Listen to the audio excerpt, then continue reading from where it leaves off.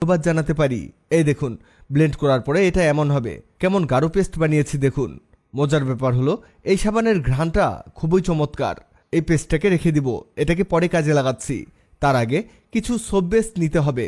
এই soap base আপনি অনলাইনে খুবই কম দামে পেয়ে যাবেন, তবে এটা বিভিন্ন কোয়ালিটির আছে, ভালো মানেরটাই কিনে নেবেন।